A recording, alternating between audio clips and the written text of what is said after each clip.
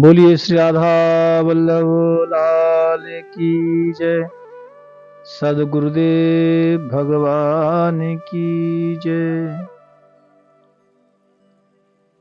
प्यारे प्रभु प्रेमियों, आज मकर संक्रांति का उत्सव है। तो पहले तो आप सभी के लिए बहुत आशीर्वाद और मकर संक्रांति की शुभकामनाएं। भगवान सूर्य का ये उपासना का दिन है। जरूर भगवान सूर्य की उपासना करें। और आज गंगा जी में स्नान करने का बड़ा महत्व है। या किसी भी तीर्थ क्षेत्र में, गंगे च यमुने चैवा गोदावरी सरस्वती नर्मदे सिंधु कावेरी जलस्निधिं सिंधुम कुरुः। किसी भी तीर्थ में, किसी पवित्र नदी में स्नान का आज का बड़ा महत्व है। यदि हम किसी तीर्थ में स्नान नहीं कर सकते तो कोई बात नहीं, लेकिन जब आप स्नान करें तो घर में ही 1-2 चम्मच थोड़ा सा गंगा जल अपनी बाल्टी में डाल के स्नान करें। ये जरूर करना है, क्योंकि आज मां गंगा जी सगर पुत्र जो थे, जो भगवान कपिल मुनि के श्राप से भस्म हो गए थे, उनका उद्धार मां गंगा ने किया। और आज मां गंगा गंगा सागर में, यानी कपिल मुनि महाराज के आश्रम में वहां पहुंची थी। आज के दिन गंगा सागर में मां गंगा मिली थी। इसलिए संक्रांति को गंगा सागर का स्नान का भी बड़ा महत्व बताया है ना। जाते हैं ना लोग सारे तीर्थ बार बार, और गंगा सागर एक बार। वो इसीलिए क्योंकि आज गंगा मैया वहां पहुंची थी। तो आज मां गंगा को याद करने के अवश्य करें और स्नान करें न, और घर में ही यदि करते हैं तो जल डाल के करें, गंगा जल। और आज के ही दिन महाभारत में भगवान श्री कृष्ण ने दादा भीष्म पितामह को दर्शन दिया। कल मैंने चर्चा की थी कि उत्तरायण के लिए इंतजार किया दादा भीष्म ने, तो आज से उत्तरायण हो गया। सूर्य भगवान। प्यारे प्रभु प्रेमियों, देखिए दादा भीष्म को भगवान दर्शन देने आए। मैं यहाँ एक आपको चर्चा करना चाहता हूं। दादा भीष्म को भगवान दर्शन देने के लिए ऐसे ही नहीं आ गए। बहुत तपस्या थी इसमें दादा की। दादा भीष्म की हर पल की तपस्या इसमें जुड़ी हुई थी, क्योंकि अंत समय गोस्वामी तुलसीदास बाबा ने रामायण में लिखा है, राम नाम अंत समय यदि आ जाए, अंत राम कह आवत नाही। अच्छे अच्छे ऋषि मुनि योगी, इन सबको अंत के समय भगवान का नाम याद नहीं आता। कोई बड़ा भाग्यशाली होता है जो राम राम कह करके शरीर को त्यागता है। लेकिन यहाँ तो दादा भीष्म के सामने साक्षात ठाकुर जी खड़े हैं, साक्षात भगवान खड़े हैं। देहांत काले तुम सामने हो, बंसी बजाते मन को लुभाते, यही गीत गाते मैं तन देह त्यागूं, हे नाथ नारायण वासुदेव। तो दादा भीष्म ने भगवान जी की हर पल याद की। एक महाभारत काल की कथा है, आप उसे श्रवण करें। जब दादा भीष्म युद्ध लड़ रहे थे और दुर्योधन ने कहा कि हमारी कौरवों की सेना सारी मारी जा रही है दादाजी, आप कैसा युद्ध कर रहे हैं, और ऐसे तो हम सब लोग समाप्त हो जाएंगे। तो दुर्योधन के भय को समाप्त करने के लिए दादाजी ने कहा, अच्छा तुम नहीं मरोगे, आज एक काम करना, तुम अपनी पत्नी भानुमति को मेरे पास भेजना जब मैं अपनी भजन संध्या में होता हूं, तो मैं उसे आशीर्वाद दे दूंगा अखंड सौभाग्यवती का, क्योंकि दादा भीष्म तो भीष्म है, जो बोल दिया सो अटल है। दुर्योधन प्रसन्न हो गया। आज सांध वेला में दुर्योधन की पत्नी को जाना था दादा भीष्म के पास, लेकिन जाको राखे साइया मार सके ना कोई। भगवान तो सब देख ही रहे थे ठाकुर जी। आज रात्रि में द्रौपदी अर्जुन के पास है,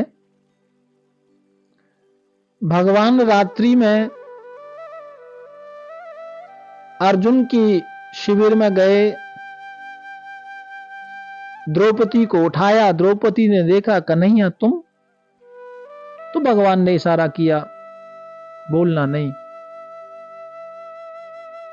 भगवान द्रौपदी को आगे लेके चलते हैं, तो कहा जाना कहां है।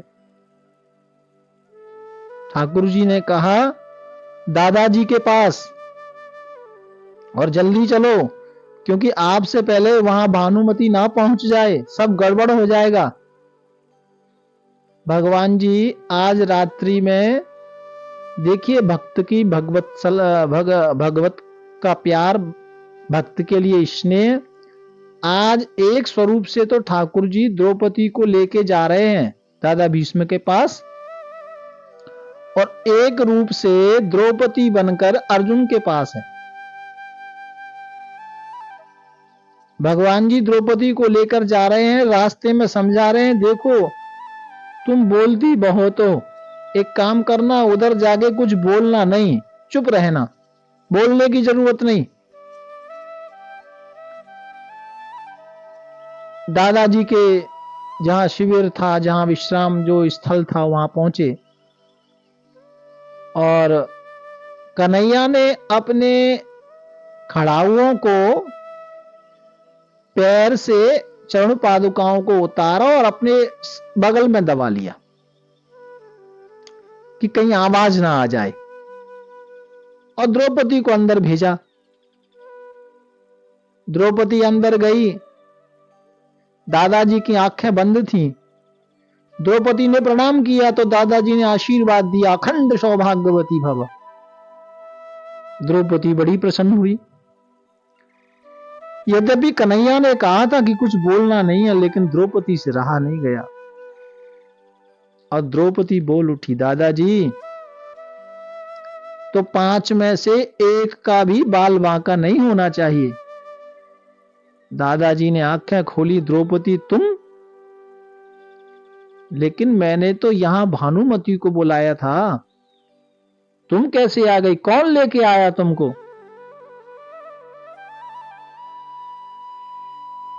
प्यारे प्रभु प्रेमियों, जब दादाजी जोर से बोले तो द्रौपदी घबरा गई और कहा, मेरे साथ गोपाल भैया आए हैं। दादा भीष्म उठे, द्वार की ओर दौड़े, कहां है तुम्हारा गोपाल भैया। तो गेट से चिपक कर भगवान श्री ठाकुर जी खड़े हुए थे। एकदम से बोले, माई बाप हाजिर हूं। दादा भीष्म ने कहा, कन्हैया तुम। आज दादा भीष्म की आंखों में आंसू आ गए। हे श्याम सुंदर, आप सबके मन की भाव को पूर्ण करने वाले हैं नाथ। आपकी कृपा पांडवों पर निरंतर बरसे और बरस रही है, लेकिन प्रभु मैं भी आपसे आज कुछ मांगना चाहता हूं। तो कन्हैया ने कहा, कहो दादाजी क्या मांगना चाहते हैं।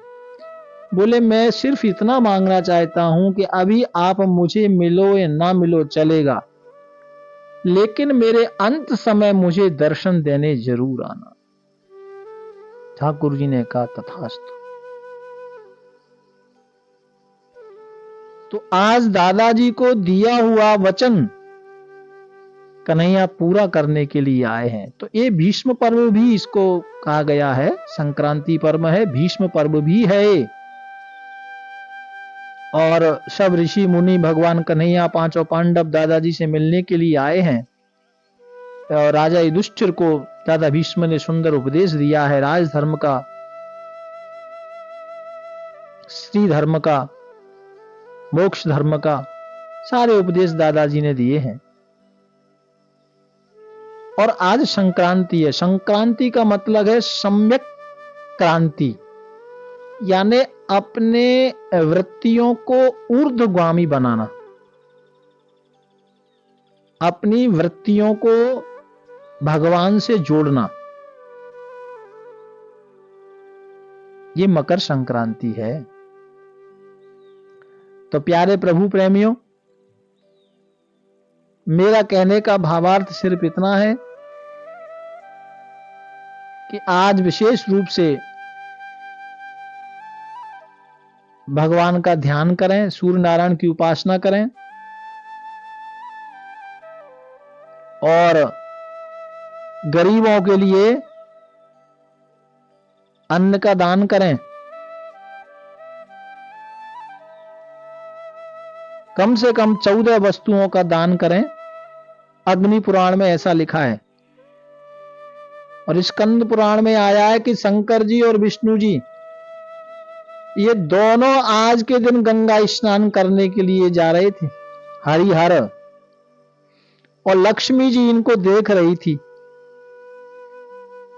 तो इसका मतलब यह है कि जो इस दिन व्यक्ति पुण्य करता है, दान करता है, उसे लक्ष्मी जी अवश्य देखती हैं। आप किसी को अन्न से तृप्त करते हैं, वस्त्र से तृप्त करते हैं, तो समझो आप ब्रह्म को यानी नारायण को ही प्रसन्न कर रहे हो। ऐसा आज का फल है। किसी गरीब को भोजन अवश्य खिलाएं, जरूरतमंद को जरूर भोजन आज के दिन दें।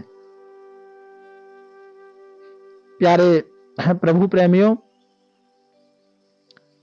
देखिए, हमेशा लेने में या पाने में पीछे रहो और खिलाने में आगे रहो। ये बात महापुरुषों ने बताई है। और रामायण की मुझे एक चौपाई याद आ रही है, जब बानर सेना मां जानकी की खोज के लिए निकले और जब श्री राम जी के पास सब लोग आते हैं बानर सेना आज्ञा के लिए, आशीर्वाद के लिए, तो आगे आगे सब बानर चल रहे हैं। गोस्वामी तुलसीदास बाबा ने लिखा है, पाछे पवन तनय सिर नावा। सबसे पीछे श्री हनुमान जी महाराज चल रहे हैं। तो हनुमान जी महाराज को किसी ने पूछा कि भगवान से मिलने के लिए, भगवान को प्राप्त करने के लिए पीछे चल रहे हैं और भक्ति को पाने के लिए पीछे। भक्ति को पाने के लिए क्या पीछे चलना अच्छी बात है? तो कहा कि देखो भैया, भक्ति को पाने के लिए पीछे चलना तो अच्छी बात नहीं है, लेकिन पीछे चलना चाहिए। बोले किसके? सच्ची शांति को यदि पाना है तो पीछे चलना चाहिए। भगवान की ओर किसके पीछे चलना चाहिए? बोले जो भगवान की ओर जा रहे हो। तो बंदर क्या कर रहे हैं? बानर भालू वो सब भगवान के पास जा रहे हैं। तो उनके पीछे हनुमान जी महाराज चल रहे हैं। तो मतलब जो भगवान की ओर जा रहे हो उनके पीछे पीछे चलना चाहिए। कोई संत महापुरुष है ना, गुरुजन और जो भी अच्छे व्यक्ति हैं, सत्संगी है ना, जो भी भगवान का नाम जपते हैं, जो भी मन से श्रेष्ठ व्यक्ति हैं, कर्म से श्रेष्ठ व्यक्ति हैं, ऐसे लोगों के पीछे चलना चाहिए। महाजनो ये नगतस्स पंथा, महापुरुषों के पीछे चलना चाहिए। इसलिए क्योंकि जब महापुरुषों की सेवा हम करते हैं, महापुरुषों का आशीर्वाद जब मिलता है तो भगवान ही प्रसन्न हो जाते हैं। कितने ऐसे दृष्टांत हैं, कितनी ऐसी कथा है कलिकाल की भी, कि भक्त की सेवा आपने सुना ना, सखू बाई का दृष्टांत सुना, और कितने दृष्टांत ऐसे आगे आएंगे कि उन्होंने केवल किसी ने संत की सेवा की, संत की सेवा की, और भगवान उसके यहां करके चाकरी कर रहे हैं। पूछा क्यों? बोले तूने मेरे भक्त की सेवा की इसलिए मैं तेरी सेवा करने आ गया। तो भैया जो भक्त के पीछे चलता है भगवान उसको प्राप्त होते हैं, ये पक्की बात है। हमारे ब्रज में एक श्री बिंदु जी महाराज हुए, उन्होंने बड़े अच्छे भगवान के लिए पद लिखे। तो उसमें से एक पद, एक शब्द मुझे याद आ रहा है, आ गए शौख के आखिरी मोड़ पर, राह के पेचो गम देखते देखते, अब तो मंजिल पर एक ही दिन पहुंच ही जाएंगे, इनके नक्शे कदम देखते देखते। किंतु चाहते हो घनश्याम की मुझ पर नजर पहले, किंतु चाहते हो घनश्याम की मुझ पर नजर पहले, तो उनके आशिकों की खाके पाबे कर गुजर पहले। ठाकुर जी को यदि आप प्रसन्न करना चाहते हैं तो पहले ठाकुर के भक्तों के पीछे चलना पड़ेगा जी, पीछे पीछे महापुरुषों के, सदगुरुओं के पीछे चलना चाहिए। हमेशा सुख में पीछे चलें और दुख में आगे। हनुमान जी ने यही किया। तो इसलिए ये मकर संक्रांति है और मकर संक्रांति का उत्सव आप मनाएं तो विशेष तौर पर भगवान के प्रति अन्न जल भगवान को भी भोग लगाएं, और गरीब को देंगे तो वो भी भगवान का भोजन, वो भी भगवान का ही भोग है। क्योंकि हमारे शास्त्र ने कहा है, अनेकानेक रूपाय विष्णवे प्रभु विष्णवे। हर जीव भगवान का ही रूप है। पता नहीं किस रूप में भगवान आपसे भोजन पा रहे हो। इसलिए मैं तो कहता हूं कि आप रोज नित्य प्रति किसी भूखे को भोजन खिलाएं, ना खिला सके तो आज के दिन जरूर खिलाएं, और अन्यथा अपने घर में ठाकुर जी को भोग जरूर लगाएं। ऐसा नियम बनाइए, मकर संक्रांति से कोई भी एक नियम बनाइए कि मुझे रोज किसी भूखे को रोटी खिलाना है, या मुझे किसी को चाय पिलानी है ना, या मुझे किसी को कुछ भी रोज आप नियम बना लो कि मुझे 1 साल तक दीपक जलाना है, या मुझे नियम से ठाकुर जी को भोग लगाना है, या गौ माता को रोज एक रोटी खिलानी है, या किसी जीव को एक रोटी खिलानी है। ऐसा एक नियम बना लो। देखो एक बात मुझे याद आई, एक पति पत्नी थे, तो पति बेचारा कमाता, छोटी सी दुकान थी उसकी, अपना बाजार में छोटी दुकान रखता और अपना पूरा दिन कमाता और शाम को जो भी आता पत्नी को देता। लेकिन पत्नी क्या करती, पत्नी उसमें से रोज सुबह अलग से जो वो कमाता उसका जो भी दशांश निकलता, उसकी रोटी सब्जी भाजी जो भी है या कुछ ऐसा बना करके भोग लगाती, गौ माता को या किसी गरीब को देती या ठाकुर जी को, भगवान को भोग लगाती। तो उसके पति ने कहा कि आप ऐसा रोज करती हो, ये ऐसा क्यों करती हो आप? ये तो मुझे लगता है ये बिना मतलब का कार्य है, अपने धन का बिना मतलब का ये खर्च है। तो पत्नी ने कहा ये बिना मतलब का नहीं है, देखो मैं भगवान को भोग इसलिए लगाती हूं कि जो आप कमा के लाते हो ना, हाँ, तो बोले हम भी खाते हैं और भगवान भी खाते हैं। तो इसका मतलब ये है कि भगवान को चिंता रहती है, भगवान को चिंता रहती है कि यदि आज इस बंदे की कमाई नहीं हुई तो कल मैं भूखा रह जाऊंगा। तो भगवान के ऐसा भाव है भक्त का कि कहीं भगवान को लगता है कि मैं भूखा रह जाऊंगा, मेरा भोग कैसे लगेगा, या ये दान कैसे करेंगे, ये मेरी सेवा है। तो भगवान को ही चिंता होगी कि मैं इसको कैसे भी कर को ज्यादा कमाई इसकी कराऊं, जिससे कल ये भोग लगाए, कल दान करे। तो मैं इस भाव से करती हूं कि भगवान को ही चिंता होगी। और आप ऐसा विश्वास रखें, जब हम भगवान के प्रति कोई कार्य करते हैं तो भ्यमेव समर्पयेत, ठाकुर जी को समर्पण करके कार्य करते हैं ना, तो ठाकुर जी को ही उसकी चिंता हो जाती है, भगवान को चिंता हो जाती है। हमें चिंता की उसमें कोई दिक्कत नहीं रहती है, कोई परेशानी जीवन में आती नहीं है, क्योंकि हम सब सोचते हैं कि हम ये सब कुछ आप ऐसा मन में विचार करो कि हम जो कुछ कर रहे हैं ठाकुर के लिए कर रहे हैं, है ना। कोई भी कार्य करो आप भगवान को समर्पण करके करो, बस यही सबसे बड़ा श्रेष्ठ कर्म है। और अब क्योंकि मुझे रोज बोलना है तो मैं ज्यादा समय नहीं लेता हूं आपके लिए, फिर कल बताऊंगा कि भोजन खिलाने का क्या महत्व होता है, कितना पुण्य मिलता है, मृत्यु भी उससे टल जाती है।